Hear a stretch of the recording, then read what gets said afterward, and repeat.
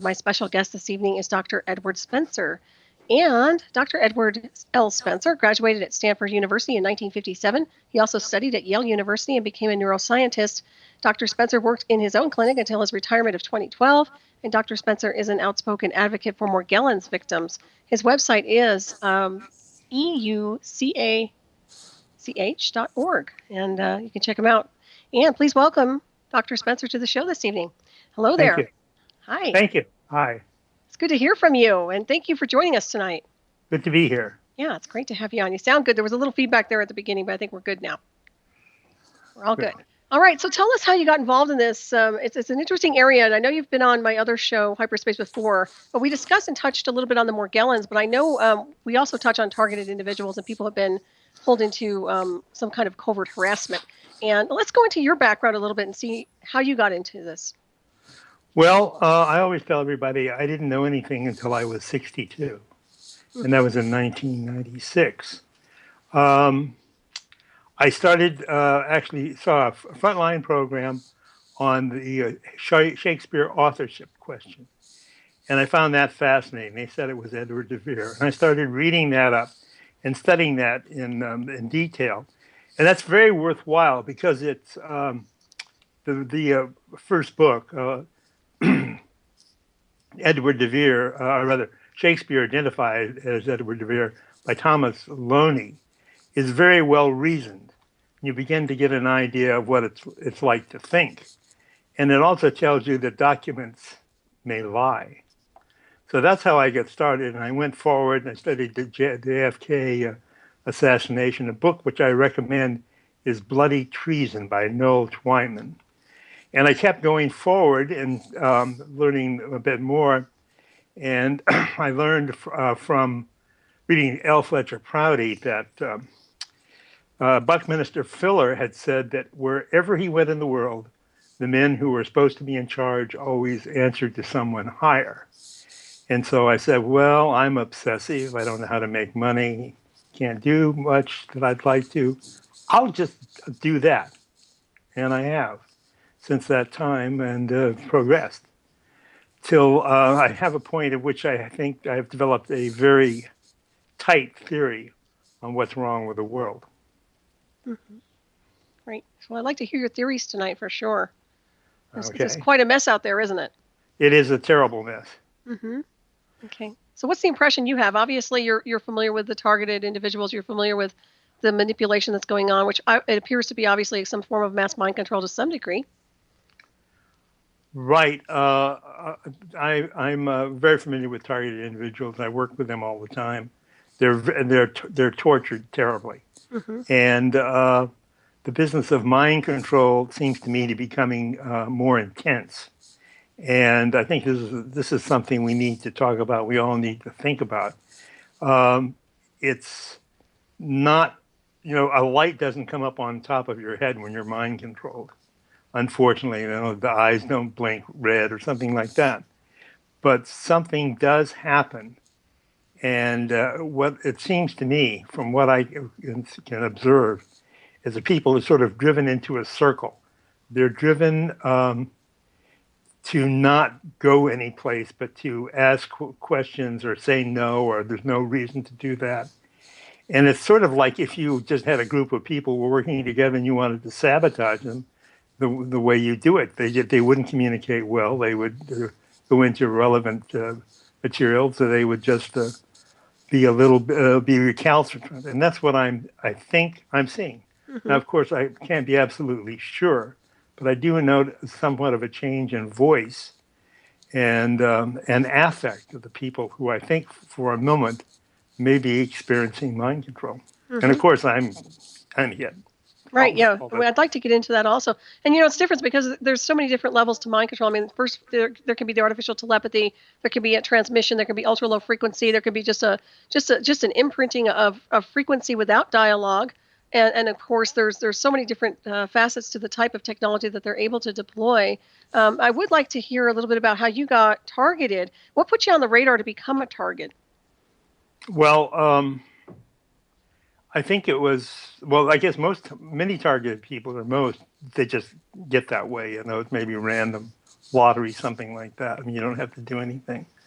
But way back in about 2007, I was involved in the study of Morgellons disease, and a opportunity came up to go to a infectious disease conference in Malaysia. Now, and of course, I'm not an infectious disease person, don't know much, if anything. But I thought, well, I'd go and give a poster on Morgellons because that was, it was worthwhile. So I was attempting to do that, trying to collect the information, talk to people about that, the people I were working with. And the first thing that happened is I was showing a friend an old house in Larkspur. I was in my Prius. We just stopped and then starting up. I'm totally on the right side of the correct side, the right side of the street. And this Volkswagen Passat came rocking around the corner and hit me head on. And the deployment of airbags and all the rest. The story here is that I was fortunate in that the 9/11 didn't show up immediately, and I called the Larkspur Blue Police because when the highway patrol came, my friend noted, Ed, they're trying to pin this on you. And the whole thing was that it was my fault. And that, I was going up hill and the car going downhill has the right of way. And they gave me a drunk test, the whole thing. And they said, well, if you had failed, we'd put you in handcuffs and take you away. I mean, and there's no question that it was not my fault. And even the insurance company said it was not my fault. Right. So that's when I began to notice that maybe something was going on. About 8 days later, then I got another car, and I was sitting at my desk and talking to my wife's daughter, and all of a sudden I find myself down 2 flights, falling down the stairs, and then I'm trying to put my pants on or do something incredibly complicated, roll up a sheet, and then I crawl back up a couple of flights and go to bed, and eventually call my wife. She says I don't make any sense, and so she calls again. She says I don't make any sense. She comes home, and the paramedics are called and carted off to the hospital, and they don't really find anything wrong except for a positive flu titer, which comes up the next day. But I am not sick. I do not have the flu. Mm-hmm. I'm just flattened out by something. Mm. And so the items there is that there was a paper reason for me to have this, but no real reason, and an extensive workup was negative. So I was flattened out, and I didn't go to Malaysia. Mm-hmm. So that worked. Right. Yeah. So it sounds almost like a directed energy weapon, but it also sounds like you were drugged to some degree. Well, it had to be. It was too sudden. I was just talking, so I think it was electronic. Mm-hmm. And of course, the thing here is that everybody, thinks, well, it's not, no, you've had a stroke, something's happened to you, you had a seizure. No, there's no possibility that it's something external like that. Right. That's the first experience. So that probably I was targeted from that point on, but really didn't think of myself as targeted, and I wasn't, didn't fit the profile of somebody targeted at that time because, it was a hit. Mm-hmm. I even got information from someone who had some access to, I think, British intelligence, and they said, "Well, you were hit." Mm-hmm. Right. Well, I think the last thing you want is a scientist involved in somebody who's able to kind of communicate about Morgellons. First of all, that'll make them very nervous when we have real scientists show up to talk about this stuff. Well, I don't know if I'm a scientist. So well, in the medical profession, somebody who's credible in the medical field. I mean, it does happen where they get intimidated by people who are willing to come forward. I mean, and we've discussed this before off air insofar as how your peers felt about even this area of covert technology and the misuse of psychotronic weapons and all these other kinds and Morgellons. And it seems like there aren't very many people that are willing to stand up. Well, painfully few. And it's almost like, oh, my God, what's going to happen to us? Right. Yeah. I ran afoul of vaccination during the European swine flu scandal when the power sent 70 kgs of vaccine to I think Poland or the Czech Republic, and fortunately a technician there decided to try it out on ferrets, and all the ferrets died, and then they found out that the vaccine contained, I think, live bird flu and live seasonal flu. Seasonal is very infectious, but not very fatal. Bird flu is quite dangerous, but not very infectious. So if they got that going, cooking in the Czech Republic, Poland, and maybe Austria, it would have been quite a mess. And then at that point, you find out that nobody's liable for what happened. Nobody. Right. The drug company. That's so. It's. And then I tell this to my colleagues, and no, they don't want to hear. They do not want to hear it. Why is that? Why do you think they're avoiding it? I mean, it's inevitable. There's obviously something going on. Why are they just kind of tuning it out? I don't know. I have never been able to reach a satisfactory answer. Mm-hmm. It's clear that you're going against the flow. Right. You're not being a part of the herd. And if you're giving vaccinations for a living, you'll lose your income. And it just seems to be some phenomenon of being rounded off, knocked down, and flattened out. There's some element of fear to it too, because I've asked people to examine a Morgellons patient because I want to have another doc hands on, and they don't want to do it. And when I was learning about Morgellons disease and chemtrails, I'm late to learn about chemtrails. I tried to contact a Nobel Prize laureate, and who I had actually sent a patient to with. I guess Jakob Kreutzfeldt or something like that. It led to him getting a Nobel Prize. No contact, no interest from a Nobel Prize laureate. Wow. So there's a system in place that people will jump out of. Mm-hmm. They'll stay in the burning building because I guess they've got fire suits on or something like that. Well, I don't think they're indestructible. I'll tell you that much. And when you look at this whole scenario taking place, now we talked about how it could be an agenda to kind of remove and cleanse whatever you want to call the masses, insofar as eugenics, if you want to call it that. Is that what you see coming down the pike? I mean, because we've discussed it's beyond experimentation at this point in the continuum. Oh, they're culling the herd. They're definitely doing that. I kind of get that too. Obviously, I mean, when you look around, I mean, we could tune it out and just ignore it and walk away and have a happy day. But when push comes to shove, we have so many things happening simultaneously that are literally pushing us in the direction of extinction. Absolutely. And, it's a little bit at a time. Mm-hmm. It's not like they go out and just, shove San Francisco into the bay and everyone says, oh, my goodness, San Francisco is gone. No, a little bit here, a little bit there. If you become impoverished, then you're at great risk to disappearing. Mm-hmm. And recently I read something that just came across my desk where people are disappearing in the parks, Yosemite, right. Places like that. Have you ever read that? Yeah, I have. There's a detective or ex-police officer, that's been involved in decoding that. Yeah, that's very suspicious, without a doubt. Of course, that's the tip of the iceberg, I'm sure, because there's so much more. What about all the children that have vanished over the years? I mean, on the milk bottles and all that. Right. Mm-hmm. Well, I think they're getting ready to fulfill the von Braun program that he outlined to Carol Rosen, that at the end of the line there was going to be E.T., a malevolent E.T., and then psychotronics was thrown in. Yep. And it looks to me like they're building up to E.T., and that these are probably, I actually, one of the programs I saw was it looked like news, and then it went into the outer limits type thing. So they're saying that these people have been abducted. And of course, they've been abducted by special services or somebody who's out there to get them.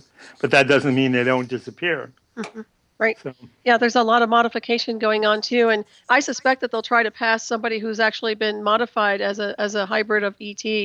When that does happen, the Project Blue Beam, or whatever we want to call it, I suspect that it's going to be them trying to pull off something they've modified in their underground areas. My take is anyway. So we'll see. But they're really hooked on the AI now. If you look around, I mean, there's nothing but artificial intelligence. I mean, that's the big thing right now. Everybody's talking about it, and Obviously, those of us who have been inducted into certain programs understand it very clearly. So there's no misperception insofar as off-world species versus the technological programs that they're deploying across the board here, which is an epidemic at this point. And the one thing I want to bring, and I know you know this, is it's literally people's lives are being destroyed by this technology. People have been ruined for centuries. I mean, I want to say centuries, but since the technology was mastered. Centuries, but not necessarily by the right. But there has been a lot of manipulation going on insofar as people being controlled to some degree. Well, this is Zersetzung, which a word I just learned. It's from the Stasi, decomposition, corrosion, undermining, biodegradation, dissolution. It's an operational method of essentially of torturing people, harassing them endlessly in all manner of ways, so that they just break down. It was apparently used extensively by the Stasi, and there are records there. Right. I think it was going on before Stasi, but we don't have any evidence of that. If you look it up, there's also Zersetzen, Zerset. SEN, or is it ZEN? Very good, very good area on that. Very good website on Zerset SEN is apparently that one. Right. And this is everywhere. There's the IRS is Zersetzing us, Zersetzen light, and everything is essentially Zersetzen light or very heavy. It can be. Right. Well, I'm under the impression that everybody's under some form of mind control. Even the people that are not hit full on with this type of technology, I suspect they actually are being controlled, because a lot of them who don't even believe it or completely just dismissing it are probably under some kind of control.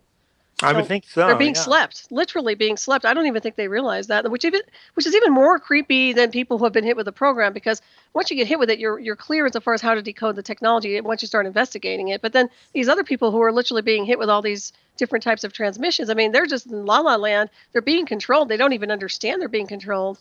I've talked to people before, and they mention, how would I know if I'm being mind controlled unless they hear some kind of a mock radio or something in communication with them? It's really interesting how this whole thing is playing itself out. And like I said, I really think it's just about tearing people down and controlling consciousness, which, of course, creates all realities. Right. And I think that, people who are experiencing mind sway and mind control are directed to websites that reinforce their skepticism of conspiracy. This is what I've seen. Right. It's almost like they know exactly, how did you know to go there to find something that would, that would bend the truth inside out. But I think that's part of the mind control. It's a whole system of false analysis. Right. Well, one thing I'd like to push for on so many different levels is really people getting reimbursed for damages done. I think that's huge. I think that anybody and anyone who's been targeted in any form or design by any type of covert technology that they didn't sign off on should be reimbursed for damages. I really believe that, and much more for against the people and the parties involved. I think these people need to be put behind bars for a very long time. And of course I can come up with other things too. But literally, this is an abomination, as I've mentioned before, a war crime. It's inexcusable. It's unacceptable. And the fact of the matter is, we have DC who sits out there, and doesn't do a damn thing about how they've ruined people's lives. I'm ready to send a big bill to DC and to every agency involved and say, pay up, bitches. Excuse my French. I mean, say that. But literally, this is where it's at, because these people owe restitution. And I look around, and as well as I do, I mean, I've had a lot of people contact me over the years who have been hit with all kinds of programs, and I can't do much for these people. And then we have all these people in DARPA and all these other agencies coming out with their version of an artificial intelligence program, which is mimicking every bit of induction program that they've used against their targets.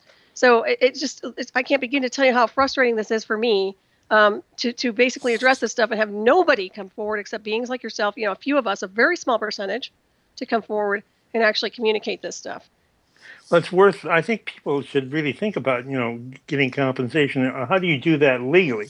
Because, of course, the just us system is, it's lawlessness. Yeah, basically, so it's null and void. That's the problem. Well, I think what it is when somebody hits your card, I've said this before, when they do damage to your vehicle, they owe. That's the bottom line. This whole thing about having to go through courts and have a circus as a song and a dance. No, bottom line is we have evidence. We understand the technology. They need to pay up, and these people need to be prosecuted for war crimes. It's as simple as that. It's a real simple equation. And yet you have people in DC not lifting a finger to change it because they're using this technology to control, manipulate, and also I'm sure, get voted into office. And be mind controlled while they're there. Right. And they're all messed up. I mean, you can look at these people's eyes and see how they're programmed. I certainly can. I can tell when people are hit with something. And some of it could be drugs and other things, but yeah, you can tell when people are under some kind of induction program. There's no doubt about that. So yeah, it gets pretty gnarly. I'll tell you what, it is that kind of a Chinese water torture thing. They're slowly chipping away at society. They're slowly chipping and just completely melting down what's left of civilization, and so far as just anything that's even evolved or potentially evolving to a higher level. Yeah, it's really I agree. Yeah, and so I guess the thing is, what are some solutions? Do you see any solutions? Do you see it kind of grim? I mean, what do you think the end game is here? Well, I think the end game is extinction of humanity, but I don't think the body, so to speak, will not be gone. I think it's really the Georgia Guidestone's model that they have there. 500 million people with one acceptable religion, one language, and what they don't say is that everyone is going to be totally chipped and mind controlled. So it'll look like a human being, it'll quack like a duck, so to speak, but we will be gone. Our souls will be gone. I'm pretty sure that this is the end game, is extinction of humanity. Right. And this is basically evil, which we can define roughly as no ethics or adverse ethics against the ethical nature of Homo sapiens, which I think may have evolved because of the pressure we were under at that time, perhaps during the Ice Age, that being an ethical, loving person conferred an advantage for survival. Because, I mean, this is exactly what's beat out of us all the time. They don't want anyone who's honest, truthful, concerned, compassionate, you name it. The only thing you're supposed to do is follow orders to screw your fellow man. Right. Yeah. It's just like that movie They Live. And of course, was it Roddy Piper just transferred out, for the wrestling fellow. But anyways, that's kind of sad because I really liked him. But anyways, when you think about it, but that's the whole concept behind They Live, that movie, that film. I'm sure people are familiar with it. Not all is as it appears. And of course, there are many masks that people wear, but I think that the transhumanism thing is a really big deal. And I agree with you. I think that there is no place for the soul to dwell when you're merging with that kind of technology, because that technology is based on a subhuman, low-life, entity-controlled matrix, which has no connection to what I call full light harmonic source, the creator force, energy, soul, spirit, consciousness. It is incapable of these things.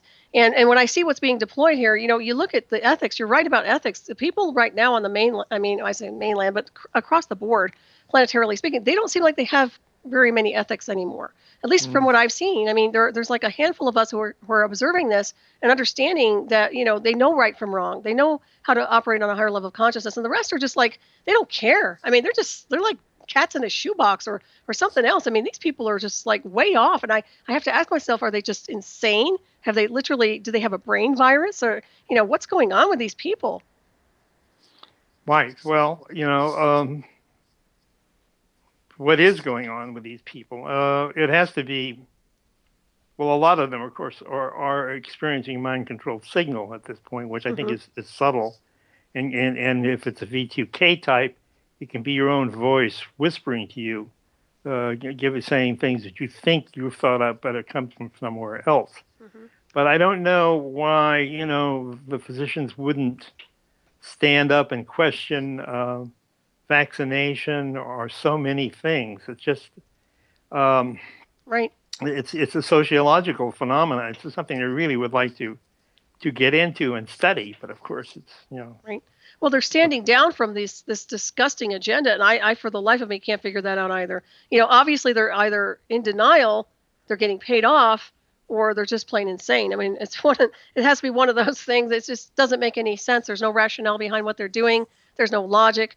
And it's interesting to me how people can sit in an office somewhere and decide who decides who's going to live and who's not going to live. And now they want to have these panels, I guess, for people who are terminally ill. From what I understand, they're trying to take them out, and they do that in the UK now. And I suspect they're going to be doing it here in America. I mean, nobody has the right to be pulling these strings, and I'm really getting sick and tired of people trying to crap all over everybody else's life. I mean, I don't know about you, but I know you're fed up, and I'm sure a lot of the listeners are as well. I'm just done with this crap. I mean, this is ridiculous. As I've said many times over, we cannot allow this anymore. And we can talk about a lot of this stuff and gripe about it and complain about it. But if we don't take action, if there is no action, then nothing happens. Nothing changes. It's kind of like talking at the water cooler. Well, yeah, and I'm wondering, as things deteriorate, but of course it deteriorates generally, but then in pockets. Mm-hmm. And we don't know about the pockets. Right. We don't know the horror of the pocket. Yeah. And when it gets horrible, people may be motivated to do something, but they may be isolated at that time. I certainly isolated ignorant and poor, because that's the way the system is designed. You keep falling out the bottom, and then they sweep you off the street. It looks like. Right. It certainly looks that way, that a lot of people are being pushed into, I want to say, poverty, but it's looking like a lot of people are going to be screwed financially. There's no doubt about that. Right. Yeah, I see that. So how do you reach people? What motivates anyone to do something? Money, usually, unfortunately. Yeah. Yeah. That's too bad, isn't it?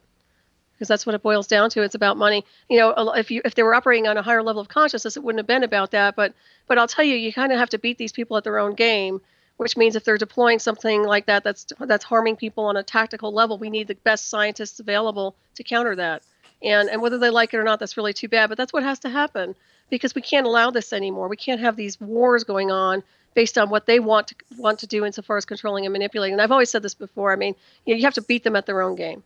And that's how you win the battle. That's how you win the war. You can opt out, but they'll hunt you down, because their whole idea right now is literally to stalk, passively harass, psychotronically hit, do whatever tactical hardware they want to use on a subject, and ruin people's lives, livelihoods, and futures. I mean, I'm a test pilot for a lot of it, and I understand it very clearly what their agenda is. It's not about fuzzy bubbles and love and harmony and peace and enlightenment and education. This is a nasty little beast that's out of control. Okay. You know. I don't mean to lecture, but you know how I get when you get passionate about this stuff, and I certainly do too. And and you've been through a lot. It sounds like you've also gone through a lot for someone who's just kind of been exposed to this not too long ago.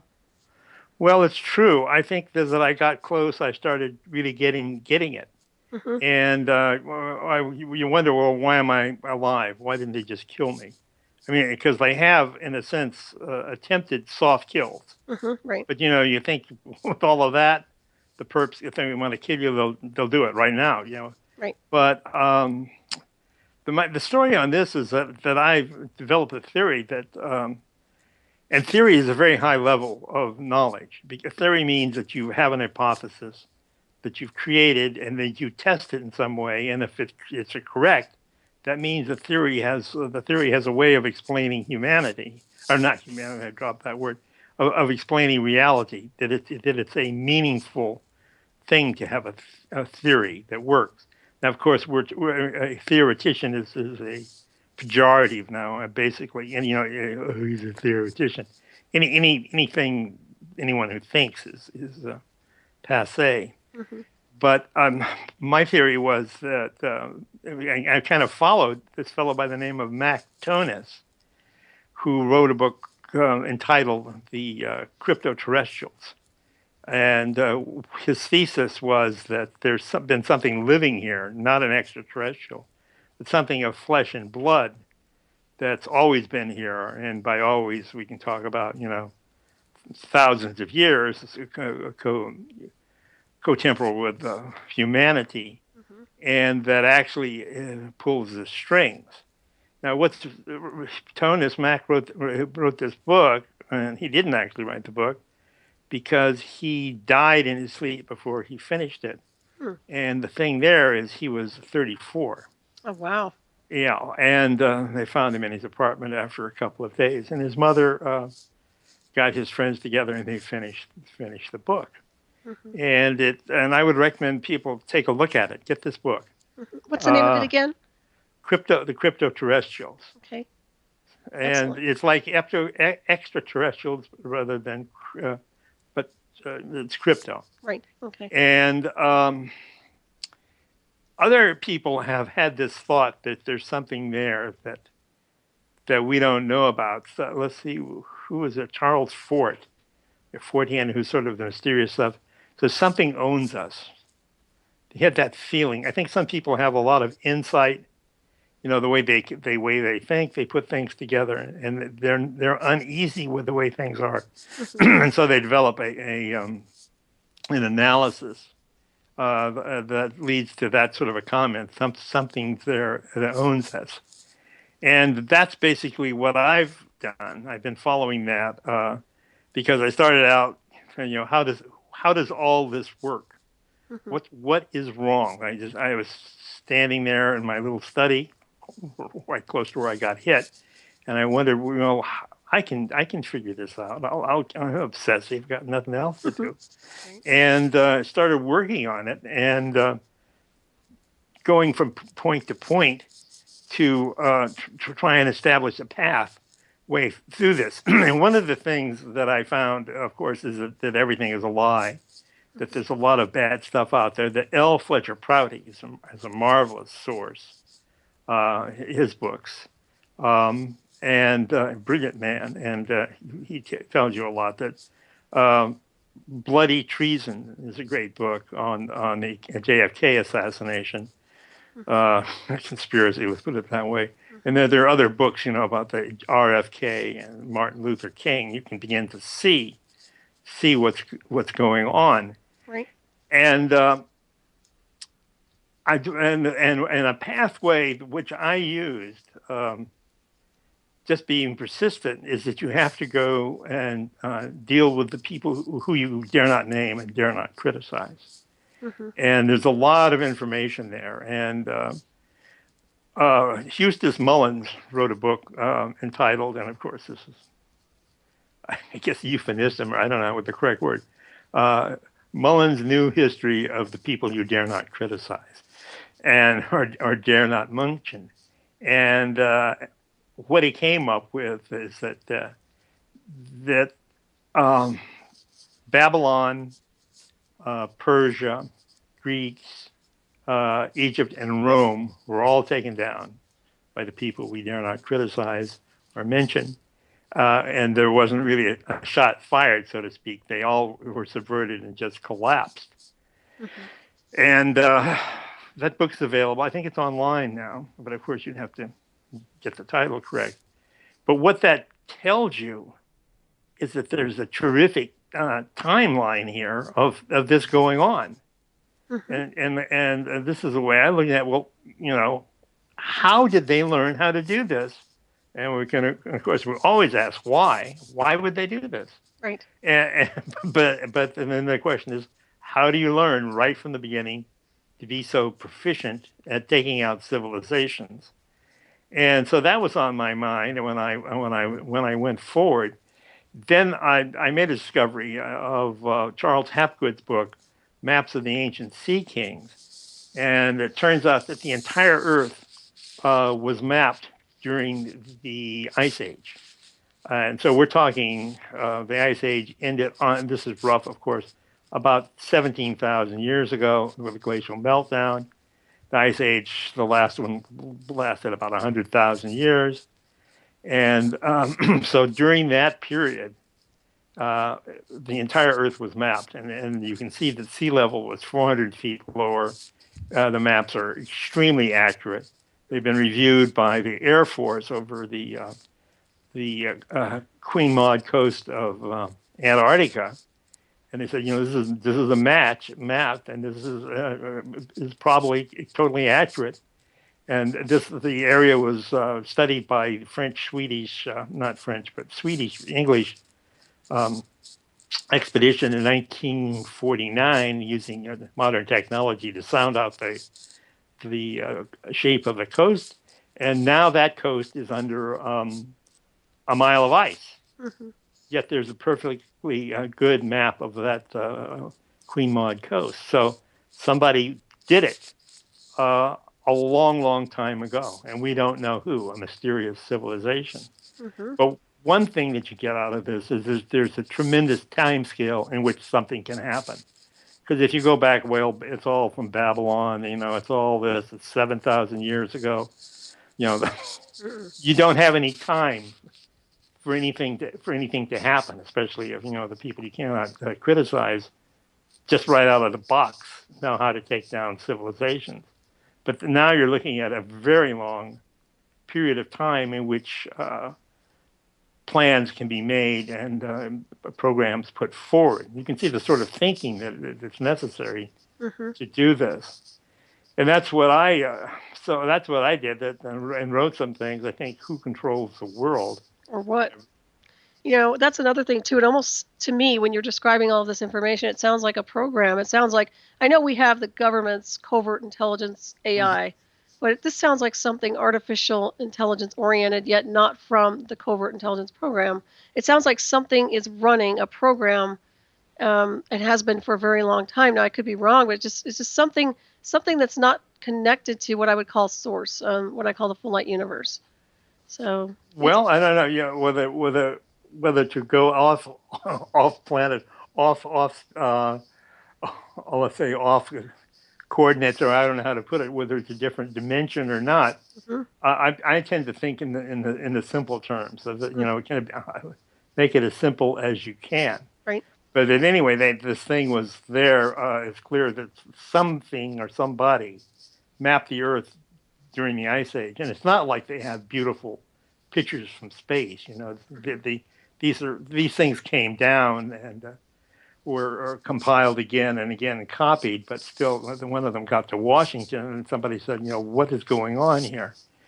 But then there's another discovery suddenly that was in 1913, in which some workers in Boskop, South Africa, found a skull, and he thought, this is strange. So they took it to, I think, Dr. Fitzsimmons at the local museum, and he said, this is strange, and got other paleontologists involved, and the thing was finally studied by one Robert Broom, a very renowned paleontologist, who described it as a human-like skull with a brain 30% larger, a very heavy jaw, large teeth, incisors, and called it Homo capensis. And so there, all of a sudden, you have another species right there that's kind of human, but has a much larger brain. Right. And then you look at that and you say, well, I wonder if that brain could have mapped the Earth during the Ice Age, because the brain apparently knew spherical trigonometry and other mathematical things.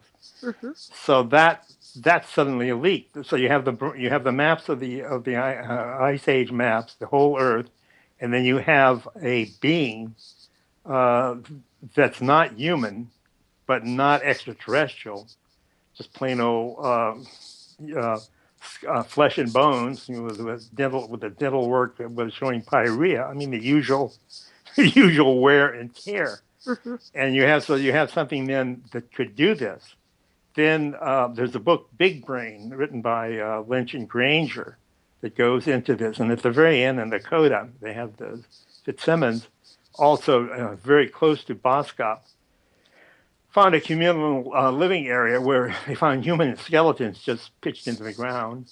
But there was an elaborate tomb off to the side with the individual facing the rising sun. And the skeleton was normal, except for a very large head. Now, I would interpret that information as indicating that the big brain, the big head, was in charge, and we weren't, because they buried him big time in a tomb, and they just pitched us into the ground. Does that sound that way to you? Yeah, it certainly does. It's quite interesting. I'll tell you what. I mean, when you look and start unraveling all the history and the illusion of history of this planet, I think it's fascinating. And of course, it does have the solution to the equation if we start looking deep. And of course, right now, I think everybody's just scattered. I mean, I think that they've just deployed so much interference, and so many interference patterns are being, thrown into the whole thing that people are having a hard time getting clarity. But this is where I think we should really start looking the origins and looking deeper insofar as what's really going on here, what started this, and how do we stop it? Because this is not supposed to be happening, in my opinion. This is not nice. No. Okay. I mean, it's not supposed to be happening. I mean, in so far as what's going on, I mean, on a global scale today, seeing the way this planet is and the transitions that are happening here, the evil that's surfacing, the behavior of mankind, and even though they have technology, they're going backwards, they're going in reverse in their evolution. So something's wrong here. So it just Well, I proves think to you. this is supposed to be happening. I You do. think this has been planned out for many thousands of years. And but I stopped at one at the Homo capensis, and Homo capensis is very important, for a lot of reasons. But the fact that our broom studied him is also very important, because I have this paper and I can send it out and people can see it, but the paper's hidden. Homo capensis is hidden in plain view. They'll print a book that all the archaeology, all the paleontology, every bone that's important to see. They'll leave Broom out, or they'll have a lot of Broom's articles in there, but they won't have this one. So I mean, it's being hidden. So that's significant. I think one thing is if there's stuff that seems incredibly important, and yet it's ignored. That's significant, and Homo capensis is that way. And then it turns out that there's another species. Now, I don't know how many species. There's a what I would call a conehead species, and this has been done by Brian Farr in Inca tours. I wish I could take one of his tours. He's collected these skulls. He's gone down to Paracas, Peru. Are you talking Brian Forrester? You broke up there for a second. Brian Forrester, yeah. Right, yeah. He's going to be on my hyperspace show on Tuesday. Yeah. Oh, coming right up? Yep. Oh, on wow. Tuesday, yeah. And he does excellent work. And these coneheads have brains larger than Homo capensis. I don't know the exact size. I'll say more than 50%. And they're very heavy. And there are certain features. They have these occipital foramen high in the occipital region. They're in a human face, but the skull going up. And their dentition is extremely interesting because they have big incisors and canines, in other words, for eating meat, but very small or few or no molars for eating vegetables. So they look like they're kind of carnivores. And with this face. And then Brian has managed to get some DNA studies, and they're not human from the studies. Now, I wrote a letter to Brian Sykes, geneticist at Oxford, and pointed all this stuff out. Nobody cares. Here we go again. I mean, you send this letter out that points out the map. The Earth was mapped, and it got these incredible skulls, which you'd think would have told you about in high school. Look at this. Brain 50, 60% larger. What do you suppose that is? Not a word. And I never got an answer from Brian Sykes. And amazing. And I also wrote to other people who are who are dealing with Bigfoot, which I think is just a screen, and they didn't answer either, except one person did by accident because they missed their first letter, and then he didn't see what I wrote, and he said, "Well, Homo capensis didn't mean anything because they found the skull in a ditch, and it wasn't an archaeological dig. In other words, two guys working found the skull." But you have to have a grant and go there and be an archaeologist before it counts. Well, what is that? What sort of BS is that? Right. So it's all hidden. So if you take absence of follow through as a sign, as an indication of a positive indication, I was going to say of a conspiracy. There's proof that this is very important. I mean, you look at this stuff and you say, what is this? What is going on? No answer. It's just like the flu, only worse. It's the swine flu. Right. Yeah, that's a shame too. I mean, what a disservice to the planet, to the people, when they start doing that. It may be serving us up for something else. I mean, you're right. It's gotta to serve. This has got to stop, and I have to break down. All I can think of is that whatever we do, it has to be has to be going out regularly, and it has to be there. And so when things really get bad for somebody, they'll flip. They'll Mhm. say, I've got to act. Mhm. Right. Yeah. Well, they're more than interesting times we live in. I'll tell you right now. But I don't think that it's supposed to be this way. I mean, I know what you just went through, and as far as what you were just communicating. But I still think that we could have had a different course, which would have been more productive and more intellectual on a spiritual level too. A mesh between two, and instead of all this crap that's going on. So yeah, it's quite disturbing to say the least. And like I said, I think we need solutions and not just, I mean, it's good that we're bringing this information out and talking about it. But once again, solutions are critical right now on the timeline. And what do we do? Just let everything go down the sewer and just watch it all, go down and just give it a nice big flush?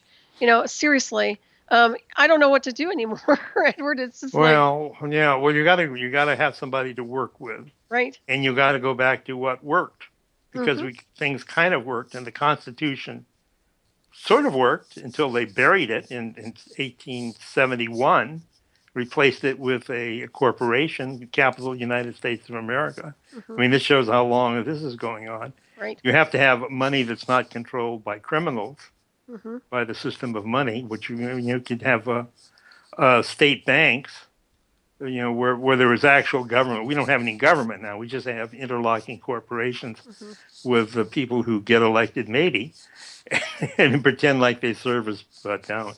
And it's this way up and down the line. So you can approach at any level, and you probably have to actually. What I would think is you need to consider the Jefferson concept of the ward republic, that everybody has to be involved. You need small units, and everybody is involved. You don't have to be a special Harvard graduate, which would almost seem to be disqualifying anyone for doing anything really. Mm-hmm. Um, so that was his concept of the ward republic, which means you might develop something around a county, or a sheriff, a constitutional sheriff. But you got to get the Constitution in there, because people do like the Constitution. Mm-hmm. Even if they don't like conspiracy, they do like the Constitution. And you've got to develop these nodules, or nodules, not the word, but nodes, synapses of people working together. Mm-hmm. Yeah, I don't think you can fix the big government very easily. No, I think that it has to be kind of imploded, in my opinion. I think it just needs to go because it doesn't work. It doesn't fit, and it never will. And of course, the only people that are benefiting is a small percentage of people who are in the illusion of power. So everybody else is screwed. But do you benefit if you're driving your species to extinction? No, I I think they're haven't figured insane. that one out. You know what? I actually think these people are freaking insane because only a madman would pursue an agenda like this and perpetuate it. Only a psychotic would perpetuate these kinds of war crimes and do what they're doing on the timeline. And they think they're invincible, and they're not. But you know what? I'm not here for the ride. I'm not here for the circus. So I don't know. I mean, where they get off thinking they can do these things. And I mean, like I said, I'll stand up and I'll be counted as best I can. And I'm done with these guys. I'm done with the BS. And I demand that things change. And that's all there is to it. So I think if enough people really started doing that, I think things would change. I really do. But I think they're too complacent. I think they're mind controlled. I think they're scared. There's so many people who are afraid of their own shadows. I mean, I don't want to say it like that, but truly there are people out there who don't have that kind of courage to stand up and be counted. And they'll wait to see what everybody else does. And then at the last minute jump in. And I'm like, you guys can't do that, man. You've got to stand that, you've got to stand up. You've got to be counted. You can't just be cowards because you're losing your freedom. And with that comes everything else. So, yeah. And like I said, my biggest beef is with the covert technology and the misuse of psychotronic weapons and the things that they've been doing, the abominations they've been doing, and the fact that they get away with it and they think it's okay to do so really ticks me off. Well, they're psychopaths. They are psychopaths. There's no doubt about it. If you go back and look at, well, let's see, there's a huge area. I think that one thing that can be studied is the ancient civilization in southern Africa, in South Africa now, the Transvaal, all these stone ruins, and that has not been excavated. That has not been archaeologically studied, and that can be studied. And as a matter of fact, I think they actually, our leaders, our rulers, actually may have caused organized the Boer War to kill the Boers so the Boers would not expand and develop and find something. Because that was this brutal war against the women and children. And, the British Empire just did it. They did them in. I feel that, that the concept of that you're not working for just some crazy criminal human being, which of course we are, but you're actually working under the directions, however remotely, of another species to make you extinct might wake some people up. What do you think? Well, I think that's highly possible. I mean, I think that there's insidious programs overlaid over each other. I will say one thing. I do know, just from my own experience in the covert areas, that when you get inducted into these programs and they're using, say, artificial telepathy, and they're actually piercing your electromagnetic field, there's the potential to bring in not extraterrestrial, but astral and disembodied spirits and things like that can hijack. And with that comes other things. But we're heading for a break. We'll be right back. Everybody, please stay tuned. My special guest here, Dr. Edward Spencer.